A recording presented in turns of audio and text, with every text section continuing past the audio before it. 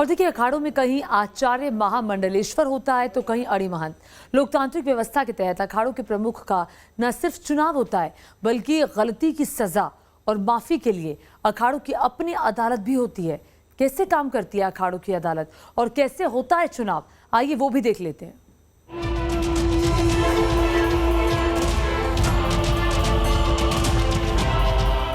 आदि गुरु शंकराचार्य ने अखाड़ों की शुरुआत की, लेकिन अलग अलग परंपरा को मानने वाले इन लोगों का संगठन लोकतांत्रिक व्यवस्था के तहत चलता है। शुरुआत में शंकराचार्य ने शैव और उदासीन के तहत आने वाले 10 अखाड़ों की व्यवस्था 4 शंकराचार्य पीठों के अधीन की थी। इन अखाड़ों की कमान अब भी शंकराचार्यों के पास होती है। अखाड़ों की व्यवस्था के लिए कमेटी के चुनाव होते हैं, लेकिन अखाड़ा प्रमुख का पद अलग होता है जो अखाड़ों की अगुवाई करता है। 10 शैव अखाड़ों में आचार्य महामंडलेश्वर पद सबसे बड़ा होता है। ये अखाड़े के प्रमुख आचार्य होते हैं जिनके मार्गदर्शन में अखाड़े काम करते हैं। महंत और महामंडलेश्वर स्तर के संतों की अखाड़े में एंट्री इन्हीं की अनुमति से होती है।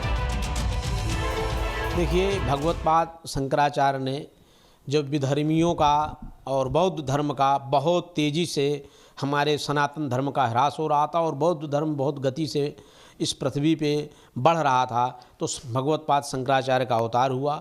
उन्होंने 4 पीठों की स्थापना की और उन्हीं 4 पीठों के सापेक्ष में उन्होंने 7 अखाड़े 10 नामी साधु महापरिषदों के बनाए। इसके बाद कुछ उदासीन संप्रदाय और अन्य संप्रदायों को लेकर के 13 अखाड़े वर्तमान में कार्यरत हैं। तो ये जो अखाड़ों की परंपरा है, ये भगवतपाद के द्वारा मठामनाय महानुशासनम इस ग्रंथ को आधार मान करके अखाड़ों की स्थापना की गई। वहीं वैष्णव अखाड़ों में अड़ी महंत पद सबसे बड़ा होता है। इसमें महामंडलेश्वर जैसे पदों के समतुल्य श्री महंत पद होता है। इन सभी श्री महंतों के आचार्य को अड़ी महंत कहा जाता है, जो अखाड़े का संचालन करते हैं।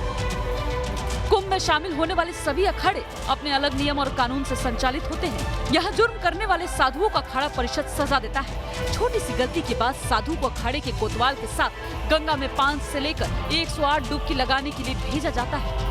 डुबकी के बाद भीगे कपड़े में ही देव स्थान पर आकर अपनी गलती के लिए क्षमा मांगनी होती है। फिर पुजारी पूजा स्थल पर रखा प्रसाद देकर उसे दोष मुक्त करते हैं। विवाह, हत्या या दुष्कर्म जैसे मामलों में उसे अखाड़े से निष्कासित कर दिया जाता है। अखाड़े से निकल जाने के बाद ही इन पर भारतीय संविधान के कानून लागू होते हैं। अखाड़े के साधु संतों के मुताबिक अखाड़े लोकतंत्र से ही चलते हैं। कुछ अखाड़ों में बाकायदा चुनाव प्रक्रिया होती है, जरूरत पर वोटिंग भी होती है। अखाड़े में चुनाव की परंपरा कोई शास्त्रीय नहीं है। ये जो चुनाव की परंपरा है, ये हमारी भारतीय संविधान को देख करके इस तरह की परंपराएं सोची गई, चिंतन की गई। आज से 50 साल पहले कोई ऐसे चुनाव की परंपरा नहीं थी, लेकिन संगठन की बात जब आई, धीरे धीरे लोगों को लगा कि हमें संगठित होकर के धर्म की रक्षा करनी चाहिए। इस पद्धति को अपना करके इन अखाड़ा के लोगों ने भी आपस में एक संगठन बनाया, एक समूह बनाया और धर्म को और संस्कृति की रक्षा के लिए इन लोगों ने इस प्रकार का बीड़ा उठाया। अखाड़ों का चुनाव, चुना अखाड़ा 3 और 6 साल में चुनाव होता है। 3 साल में कार्यकारिणी, न्याय से जुड़े साधुओं का और 6 साल में अध्यक्ष, मंत्री और कोषाध्यक्ष का। पंचायती निरंजनी अखाड़ा, पूर्ण कुंभ, अर्ध कुंभ इलाहाबाद में 6-6 साल में नई कमेटी चुनते हैं। पंचायती महानिर्वाणी अखाड़ा 5 साल में पंच परमेश्वर चुनते हैं। पंच दशनामी आह्वान अखाड़ा 3 साल में रमता पंच का चुनाव होता है और बाकी चुनाव 6 साल में। पंचायती आनंद अखाड़ा 6 साल में होते हैं चुनाव।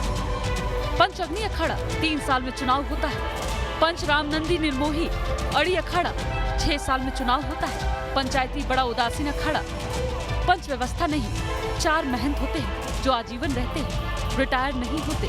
पंचायती उदासीन नया अखाड़ा, एक बार बने तो आजीवन रहते हैं। पंचायती निर्मल अखाड़ा, यहाँ चुनाव नहीं होता।